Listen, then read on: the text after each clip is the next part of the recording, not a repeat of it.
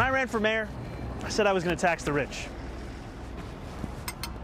Well, today, we're taxing the rich. So for all of the discussion of the imagined exodus that would take place were we to tax the wealthiest New Yorkers by the appropriate amount, I say imagined because before I was a mayor, I was a state legislator, and I was part of an effort to increase taxes on millionaires at that time.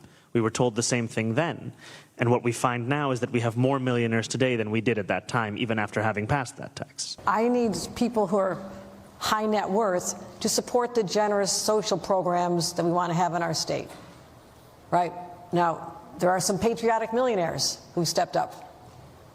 Okay, cut me the checks. I mean, just if you want to be supportive, but maybe the first step should be go down to Palm Beach and see who you can bring back home, because our tax base has been eroded.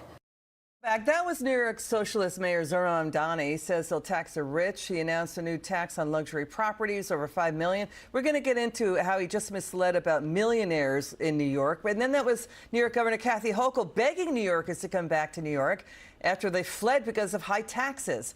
The Mamdani still demands a record $127 billion budget. That's bigger than the entire budgets for 46 U.S. states. Let's welcome back to the show from House Ways and Means, New York Congresswoman Claudia Tenney. Congresswoman, it's always great to have you back on. What do you make of this new tax? I mean, he still demands this big budget. He wants to spend $30 million in taxpayer money on one city-owned grocery store.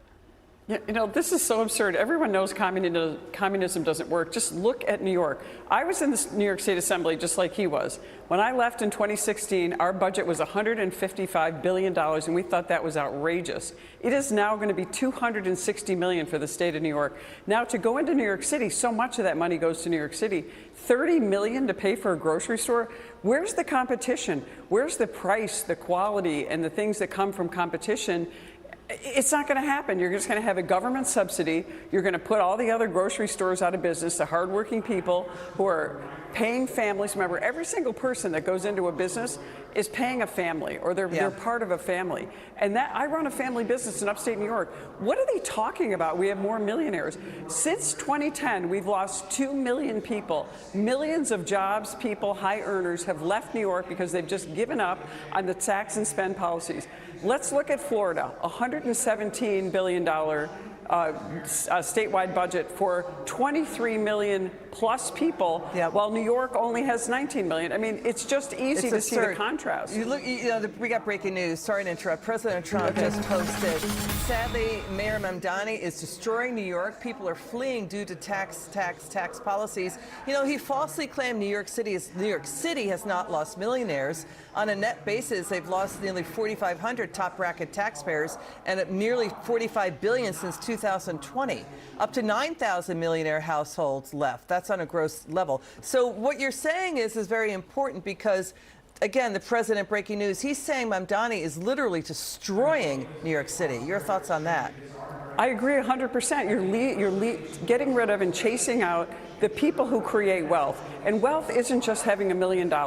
It's a senior citizen in my community who has $20,000 in the bank that they've saved their whole life for their extra small things they might want to buy for their grandchildren, or what they have to pay for now, which is, you know, huge heat costs and the cost of air conditioning or whatever they need in upstate New York because of the policies coming from the Democrats, the communist, anti-energy, anti-growth policies that are just tax and spend. Eventually, you'll have no one's money left to spend, and that's what's happening. Yeah, the top 1%, I think they pay like half of New York City's tax revenues. At least. At least, that's right. Congresswoman Tenney, a pleasure to have you on. Thanks for joining us.